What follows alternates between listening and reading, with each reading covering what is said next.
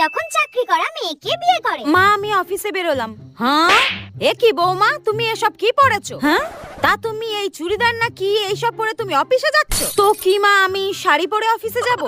শোনো বৌমা, এই অফিসে না কোথায় যাচ্ছ এটার জন্য অনুমতি দিয়েছি মানে এই নয় তুমি যা ইচ্ছা তাই পরে সেখানে যাবে। নতুন বিয়ে হয়েছে তো নাকি? মা নতুন বিয়ে হয়েছে তো কি হয়েছে? আর তাছাড়া আপনার ছেলেকে তো আমি বলেইছিলাম বিয়ের আগে যে আমি বিয়ের পর সমস্ত ধরনের ড্রেস পরবো, আর তাতে তো আপনার ছেলে বারণও করেন। হ্যাঁ ইভেন আমাকে বলেছিল আপনিও কোনো বাধা দেবেন না, তো এখন এত কথা হচ্ছে কেন? শোনো বৌমা, অফিসে যাওয়ার জন্য অনুমতি দিয়েছিলাম, অন্য কোথাও না। অফিসে গেলে তো টাকা আসবে তার জন্য। শুনুন মা, আমি বিয়ের আগেই যা বলার বলে দিয়েছি। এখন যদি নতুন করে আমার উপরে এইসব চাপিয়ে দেন আমি মানতে পারবো না। আমি কিন্তু স্রেফ আমার বাপের বাড়িতে চলে যাবো। বাবা কি মুখ রে বাবা, মুখ তো নয় যেন একদম ক্ষয় ফুটছে, মুখের মধ্যে মনে হয় একদম নুরো জ্বলে। কতবার বাবুকে বললাম কি সুন্দর একটা মেয়ে দেখেছি তাকে বিয়ে কর, তা না একটা ধানে লঙ্কাকে বিয়ে করলো। যত সব।